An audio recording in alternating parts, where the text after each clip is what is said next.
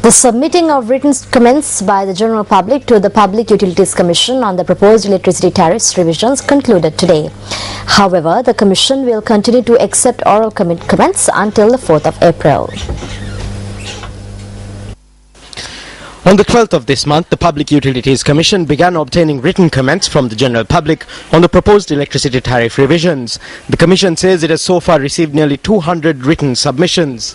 The PUC also notes that the public can continue to provide oral submissions until the 4th of April at the main auditorium of the Sri Lanka Institute of Development Administration, located down Mallasekara Mawatha in Colombo 7.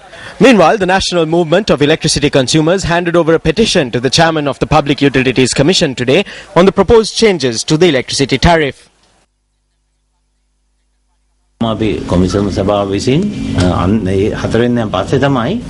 The Commission will take the final decision on the tariff revision after the 4th.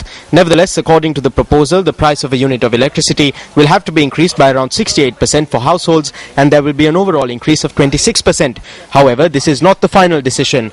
The PUC makes the final decision in accordance with the government policies and in a manner which allows the CEB to obtain the money that it spends.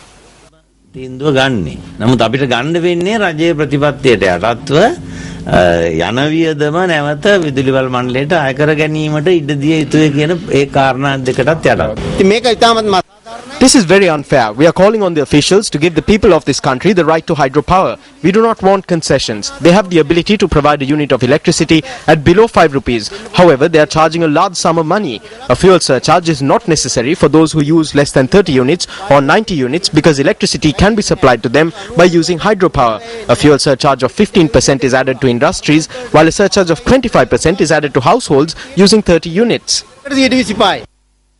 Views were also expressed on the proposed electricity tariff revision at the 11th annual general meeting of the Ceylon Electricity Workers Union.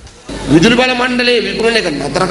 can stop the electricity board from being sold. We can also stop an increase in the electricity tariff. However, this is in the hands of the public. We stopped what took place in Katunayaka by stepping onto the streets. This can be stopped if those in the CAB also step onto the streets. If electricity consumers can step onto the streets for an hour on April Fool's Day, then we can do this.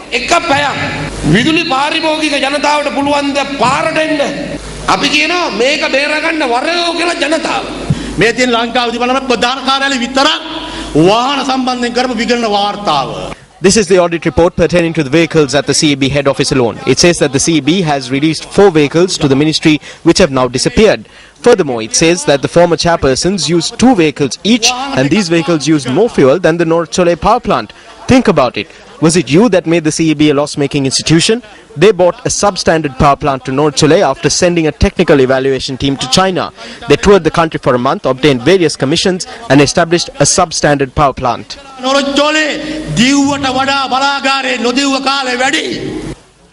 Recently, News First brought you details on how a change in electricity tariffs could affect domestic households, industries, and the hotel industry. News First conducted an SMS poll asking the public for their opinion.